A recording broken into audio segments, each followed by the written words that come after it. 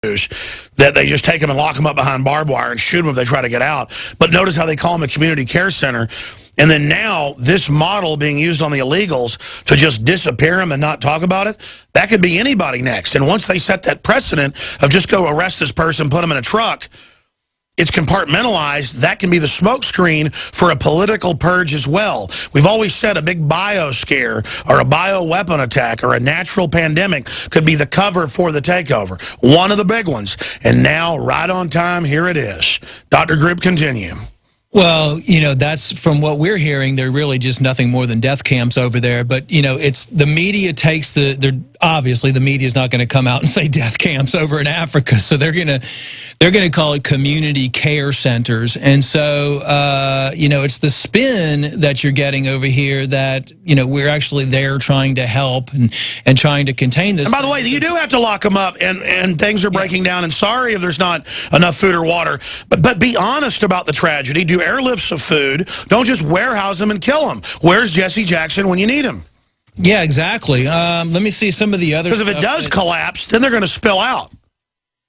One of the other. What did the head of Southcom say 3 days ago? We're going to play the video coming up. They said they could get into South America, collapse it. It's going to collapse into us. So are they beefing up the border? What else? I want to go back into your list, Dr. Group, but what else did the Border Patrol agents say when you were watching videos and talking to them? Were they concerned? You told me that they had confirmed and seen and talked to others that had seen exactly what he was saying, and that they were literally pulling up in vans in suits and throwing people on the backs of vans, and the Border Patrol would say, well, you got to fill out a form, and they'd say, no, we don't.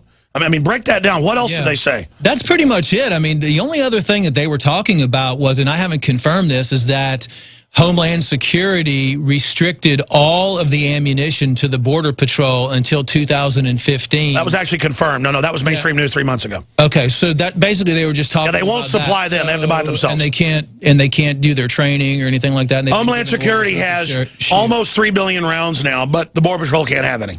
Right. Guys, type in Border Patrol ammo shortage. It was, I think, Breitbart and AP. Go ahead. Yeah, basically what they were saying is it's just strange that the CDC and the National Institute of Health has never worked with the Border Patrol before, and then all of a sudden now they're down there and they're just taking, you know, anybody with symptoms. That the border's just wide open. We know that. But they're trying to pinpoint people and they're just taking them somewhere. I mean, I don't know where they're taking them. I guess to probably to deploy them to each school or everywhere spread it. I'm not kidding. No, I know. Probably to take them in different areas of the United States. And that's another one of the things that we were talking about earlier is the doctors are reporting that they're getting patients in different areas of the United States with Ebola-like symptoms. And these are doctors. I mean, the people I talk to are very, very well versed in pandemics, disease, scientists. I mean, these are guys that have been around for a while, just like me. I've been studying natural remedies for viruses, bacteria, pandemics, all this stuff, you know, for years and years and years. So, you know, really to give everybody solutions. So what they're saying is that, you know, these guys, these scientists are telling me and these doctors are telling me that their friends are actually seeing patients that might have Ebola-like symptoms and calling the CDC. And the CDC's getting about 20 to 40 calls a day. Like I said, I don't know how to confirm that. I'm just relaying what I heard. Oh, I would imagine they're getting hundreds of false reports an hour with the panic going on in the country. But if they're bringing in Ebola patients and they've now spread it in Spain, if they're letting people fly in from West Africa, it's a guarantee there's going to be more cases. It's a guarantee it's going to spread. I mean, this is incredible. Why do you think government's doing this? Well, looking and analyzing what happened with the swine flu and some of the other H1N1 stuff like that, I think this is a test, and it might be the big one. I mean, it might be that this is the one that they've set up all those government camps for. If you look at every single piece of the puzzle, you know, what's going on at the border, all the camps that have been set up, the fact. Stay there. Let's come back to that when we get back. Yeah, my gut has just been off the chart concerned the last year, as everybody knows, and notice they're dropping the border. They're starting a war with Russia. They're turning loose Al-Qaeda. They're devaluing the dollar. They're shutting off the power plants. They're announcing our kids belong to them. They don't seem to care what we say or do. They don't care how unpopular they are. They laugh at us. Are they getting ready to release an airborne strain? I mean, there's no telling what they'll do. They're open exterminations. We're on the margins of secret studies that have been declassified, hundreds of them that were lethal. nerve gassing little kids, troops, giving uranium, plutonium pills to pregnant wives of GIs, black people injecting them with syphilis. And then it turned out injecting people in the Appalachians with it, white people too, and people in Colombia. The globalists are just horrible monsters. That's why 36,000 top Nazis got brought over here at the end of World War II, because they were following eugenics that our own government was following in the scientific arena. Eugenics pretty much changed the course of history in 1851 when Galton invented it, the cousin of a bunch of the top scientists at the time, but Darwin and others. And they developed social Darwinism, and that's what we live under. And so just be aware of it. Even if you agree with it, so a lot of elitists and wannabe elitists agree with it, just know that it's happening and it's going on, and sign on to it officially. Because the reason we don't trust the system is they've proven they're bad actors. We're not talking about a cop or the Border Patrol or a doctor down the road. Those are great people, 9 times out of 10. We're talking about the central system, the main planners. And the morbidity rate is about 91% in Africa. Granted, the immune systems are lowered. It's society's collapsing, even industrialized areas. Here it's over 50%. You know, this guy that died in Dallas a few days ago, he had Western care. He reportedly had the Ebola, knew it, came over here. He died. And let me tell you, it is explosive. That's why it spreads so fast. It's not airborne, supposedly, yet. That just means the virus doesn't live and go through the air a long time. But it will live in a sneeze droplet, a mucus droplet, or a cough droplet. It will live if spit or saliva on the table. It will live in feces or other things for days, or vomit for days.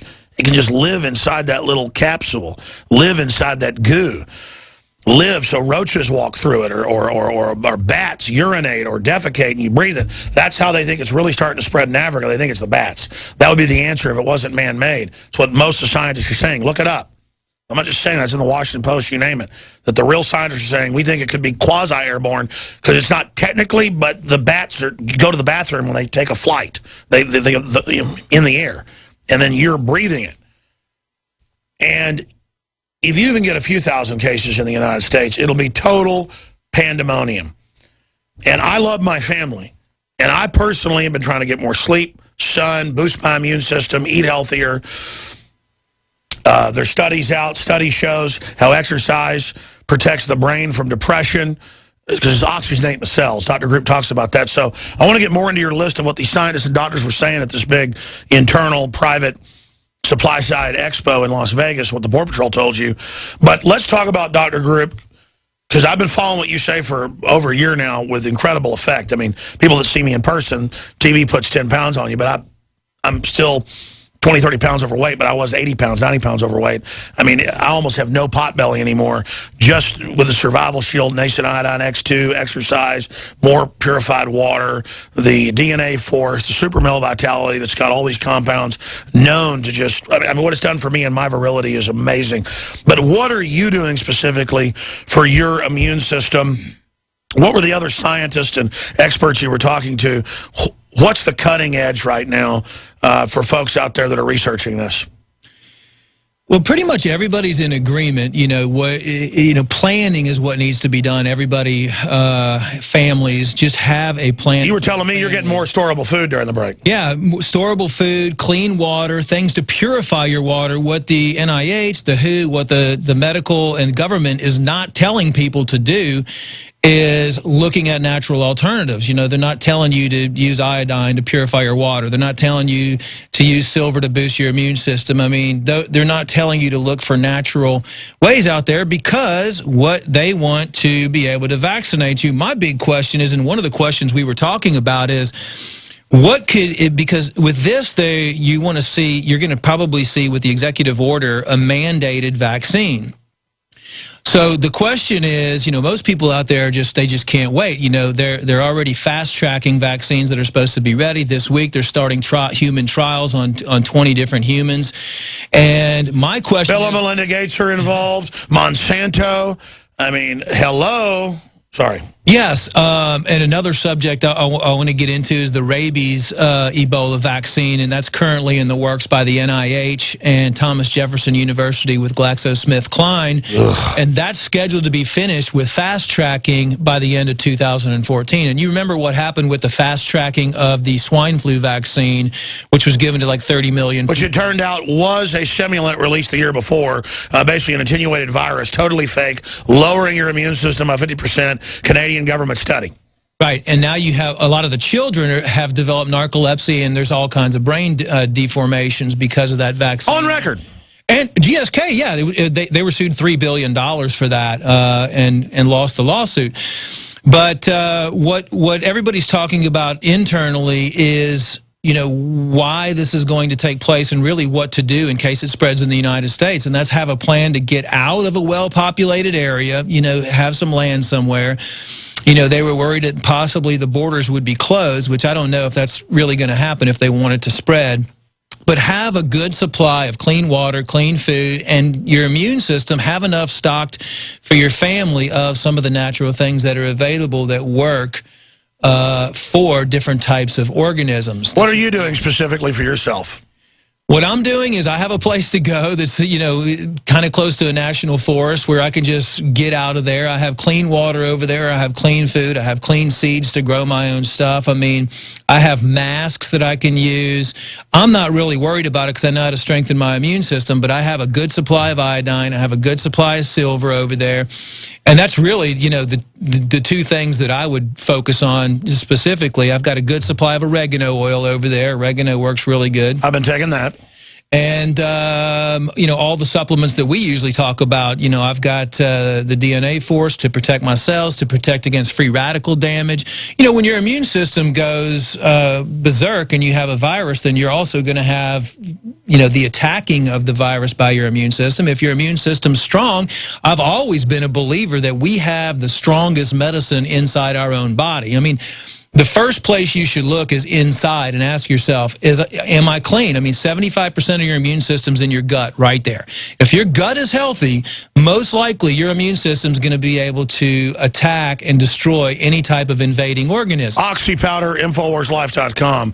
I've got to say, that's your most amazing product, I think, overall you've developed, because you guys finally convinced me to do it. I didn't get that the oxygen tablets released in the guts. Unbelievable compared to chitosand or roughage or those herbal stuff that would, like, burn. Not this. It's just absolutely pleasant and flushes you out. I mean, dynamite. Yes, you know, talking about Ebola, but there's so many other things that have to be... Yeah, and I'm just talking about flushing my guts out, period. Yeah. Right. I mean, but when you look at the intentional destruction of the society's guts through processed microwave foods, through aspartame, artificial sweeteners, all the chemicals, the GMOs. The BT in all these crops that has its own pesticide that admittedly kills our flora. Right, and that's you reducing everybody's immune system right there by 75%, because they know that 75% of the immune system is in the gut, and they know the gut controls everything. That's why they never report on it. They take your appendix out. What's a good probiotic? Probiotic that I use is called Lateroflora, and then I also recommend, I don't sell the product, but it's a product by Garden of Life. It's called Primal Defense Ultra, and that you can get that at Whole Foods. You know, I've tested a lot of probiotics out there, and the ones that I just put people on those two with the Oxy powder, and that pretty much takes care of the majority of gut issues they have. Of course, I want to get them off of gluten. I want to get them off the things that destroy your gut. Yeah, I want to be clear, folks, from sunshine to clean water, we're promoting a lot of stuff that we don't even sell, because this is the real deal. I'm here asking questions for me, because I want my kids to be healthy. I want my family to be healthy. You're right. The GMO foods, get them off of that. Then again, reduce your stress levels. You know, stress is linked to a deficient immune system by 50%. And then, you know, have a preparation plan so you're not in a state of fear all the time. Well, exactly. I've got the farmhouse to run to. I've got the wall. And again, it's not that I was living in fear. If there was a 5% chance this could happen, I was somewhat ready.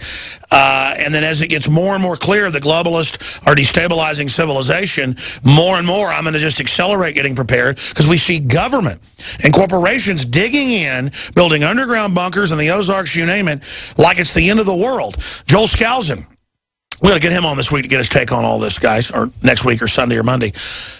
He says he's never seen elites buying bunkers and hidden redoubts. And it's in the news. The rich are all, running to private islands and stuff. Why? What do they know, Dr. Group? Well, they know, I don't think all of them know the